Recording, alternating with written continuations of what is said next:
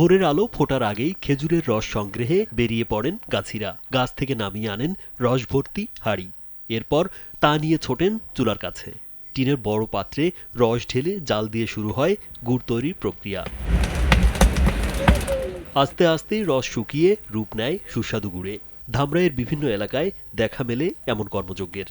গাছিরা বলছেন, আগের তুলনায় খেজুর গাছ কমেছে তাদের আয়ও। এখানে গুড় নিতে আছে 500-550 টাকা গুড় বেশি, আমরা চৌরস বেশি 450 টাকা। এটা গাছ যদি একটু বেশি হতো তাহলে পরে এটা আমার পোষাইতো। তাদের জীবন পেশা ধরে রাখার জন্য কেউ কেউ হয়তো বা ধরে রাখছে এই গাছগুলো। 9 বছরের মধ্যে গাছ কমে গেছে। গাছ কমা যাওয়ার কারণে আমার জীবিকা একটু কম হয়। সেনসেশন ক্লাসিক স্ট্রবেরি ও কফি ভ্যারিয়েন্টে। শীতের সকালকে মধুর করতে ধামরাইয়ের বিভিন্ন খেজুরের রস ও গুড় কিনতে প্রতিদিনই দূর দূরান্ত থেকে ছুটে আসেন নানা বয়সী মানুষ। আসলাম, ভালো লাগলো, রসটা অনেক মিষ্টি, অনেক সুস্বাদু। বেশি মজা পেয়েছি এই জায়গায় আসতে। রসটা অনেক বেশি ভালো ছিল এবং অনেক মিষ্টি ছিল। এখানকার গুড় খুবই ফেমাসের জন্য আর কি শুনে আর কি আসছে এই জায়গায়। আমার মনে হয় এখানের মধ্যে তো ভেজাল নেই, শ্রেষ্ঠ গুড় হবে। এখানে যদি না আসতাম তাহলে হয়তো এটাও বানানো দেখতে পারতাম না, যে এই যে গুড় বানাচ্ছে।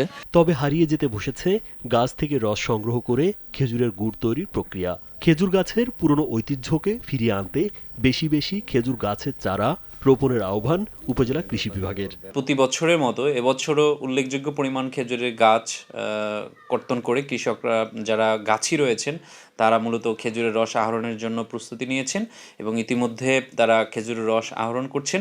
আমি সবাইকে আহ্বান জানাবো যে ধামরাই যারা রয়েছে, যাদের সুযোগ আছে, তারা যেন জমির আইলে এবং রাস্তার পাশে খালি জায়গাগুলোতে খেজুরের গাছ রোপণ করে বেশি বেশি। রাজীব বিশ্বাস, কালবেলা।